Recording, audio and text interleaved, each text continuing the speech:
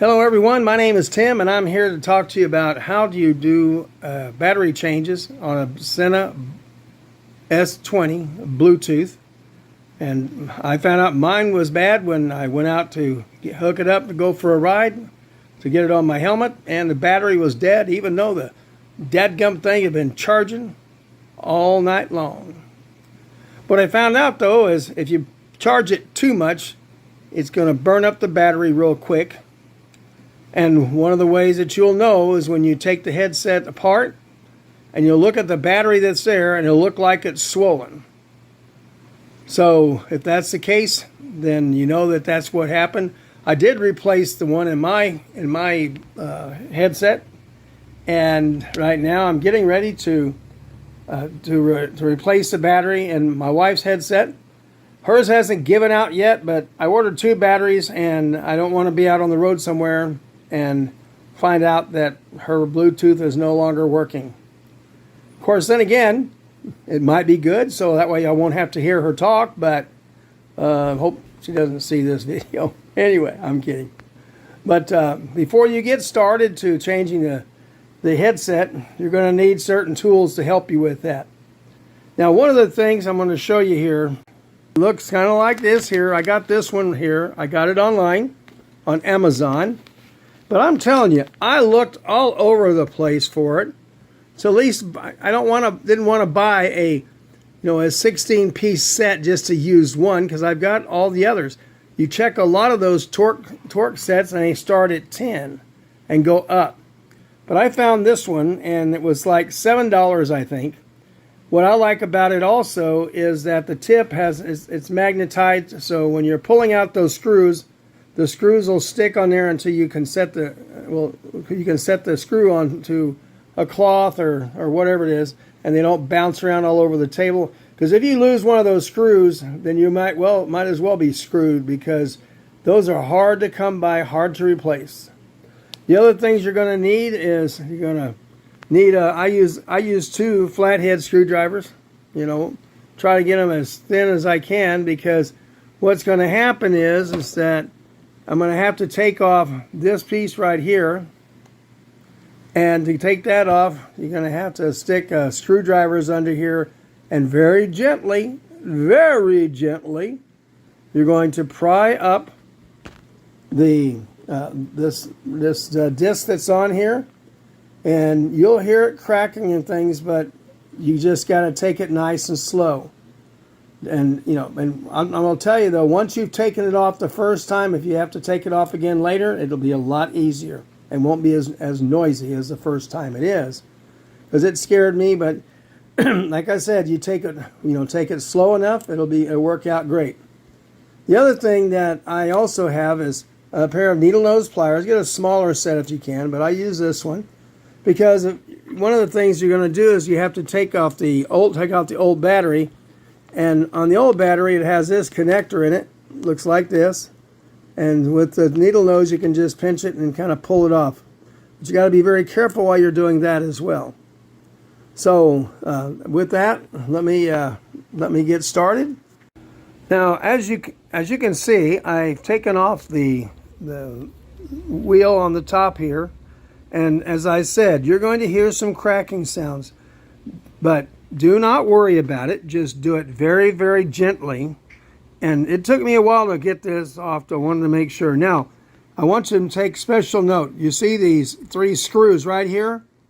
Do not touch them. Leave them alone. There's nothing to do with changing the battery. So just leave that as it is. Take this part right here and just set it off to the side so that it's out of the way while you're working. The next thing you're going to have to do is when you flip it over, you're going to have to remove 5 screws. As you can see, there's one over here, down here 2, there's 3, and there's 4. If you notice, I have the antenna up on the Sena S20 because the last screw that you're going to have to remove is right underneath the antenna, right about here. So what I'm going to do right now is I'm going to go ahead I'm going to remove these, and when I come back, I'll have this taken apart, and there's a few things inside I want to show you.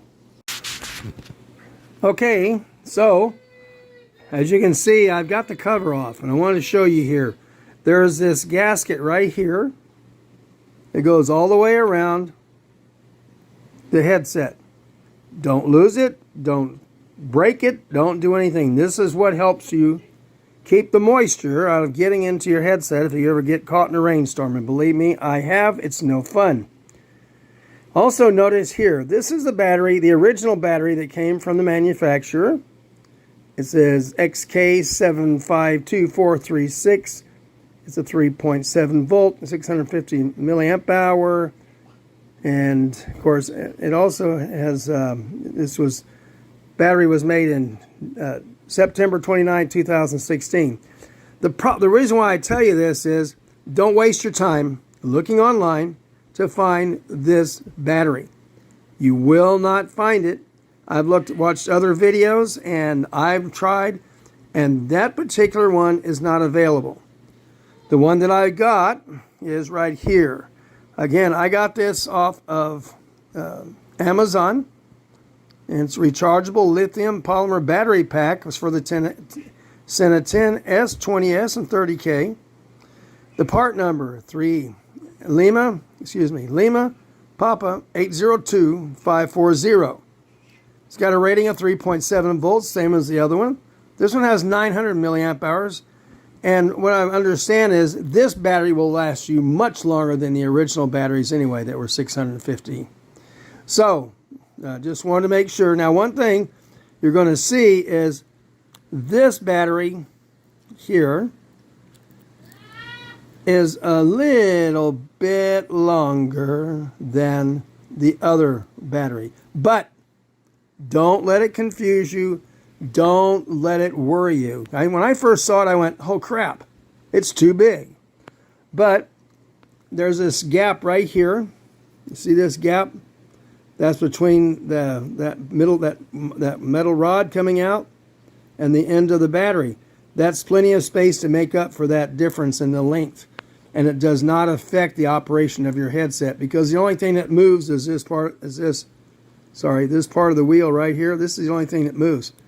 Inside, that whole thing doesn't move. It's just there to hold that piece in place. Now, when you're taking off this battery, though, you got to be very careful, because some dumbass, I guess, they did it to keep it from bouncing around. But it's got some like double stick tape on the bottom, so you got to go really, really slow to take it off. It'll come off eventually, but if you try to go through it quick or whatever, you could, jack up the circuit board underneath, and then you're screwed. You have to go out and buy a new headset altogether. So just take your time with taking it off. It seemed like it's just taking forever, but just do what you can. But don't get in a rush to do this, folks. There's no reason for it. This is not hard, and believe me, I am no mechanic. So if I can do this, y'all damn sure can. As you're getting ready to take this battery out, by the way, a couple of things. If you notice where my needle nose plier sits, that right there is a connector for the battery wire. It runs up here. This wire over here, don't even think about touching it. Leave it just like it is. Don't take it apart to see how it works or any of that stuff. But this is what you have to concentrate on. One is to take this off, and then it'll be easier to pull this off from the casing. Okay, so I got the battery out. Very fortunate, because it only had these two tapes on the bottom of it, which was a much better to take out. The one I had in my headset was actual double-side tape, it looked like, and it was ridiculous. But anyway, so you have this here. Once you get it out, taking this off was not hard to do. You just got to be really careful once again, and take your time, and don't pull on it hard or somehow strip the wires or somehow cut that piece off. You're not going to need this battery anyway. But what some of the older batteries that they have for these Senas, they have a the connection point like this are totally different. So if you end up with a battery like that, send it back and get the one that's going to actually fit in the same place it came out of. Otherwise, what folks have had to do, those who are electrically inclined to use a soldering iron and all that crap, they would have to cut off the old connector and and splice it on to the new battery after they cut the head off. That was such crap. Too much time to waste. This is such lot more quick. So right now I've got the battery sitting in there, and you can see right around the back side over here, it's where it's sitting inside the little, I don't know, like a little cradle. And it'll look like it's not going to fit, but when you come up here, as I mentioned, you have that extra space and it sits right up against that solid body, so it's not going to interfere with anything. So don't fret over it. Just take it one step at a time, and we'll see how that goes. Again, do not mess with this gasket that goes all the way around, because that's what keeps your moisture out.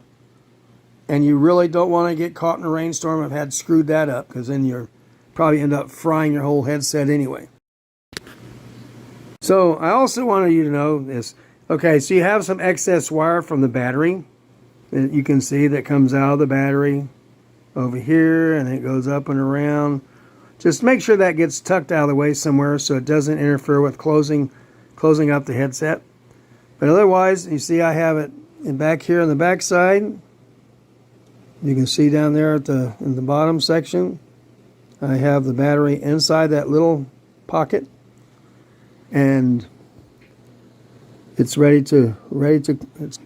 it's now ready to close up. Now I want you to notice that when I told you about taking the screws out, you have to open the antenna. What I'll do here is I'm going to replace the screws, 4 of the screws, and the last one I'll do is the antenna. It's just easier for me to work with it that way. If you want to work with it with the antenna up, that's up to you too. Even when you're putting the battery in, you can close the antenna. It just, to me, it would seem to get in the way sometimes, but that's just me. Okay, so as you can see, I've got all the screws back in, and what I did to put the screws in, I did it just like you would do, almost like putting on a tire and doing the lug nuts. I came over here, I put this one in first, then I came across and I got that one, then I went to this one here, and I went back over here to that one. And the last thing that I did was the one that's here by the antenna. The whole point of this is when you're screwing them down, if those screws don't go all the way down, you need to go back and check your battery placement, make sure it's in there and nothing's blocking it or there's a cable. And the last thing you want to do here after you've got the screws back in is you put this over, turn it back over, and then you put this back on here. Now, it looks like it's going to be easy to go on, but this hole back here is slightly smaller than the circumference of that right there. So when you push down on it, you should hear it snap in place.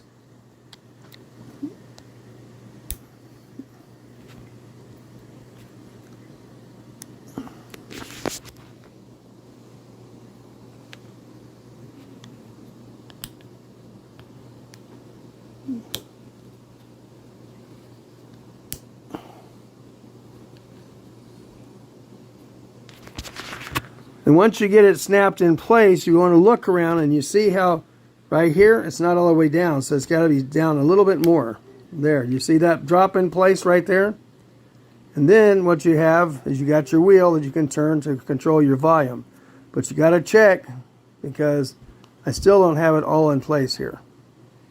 We can check and see if the battery has any charge now, which it may or may not. So let's see what happens. It doesn't. There we go. As you can see, look at that. All done and ready to rock and roll. Now I'll just have to put it back on the charger for a little bit, make sure it's a full charge. And then my wife, Jessica, and I will hit the road and go out and see some of South Texas.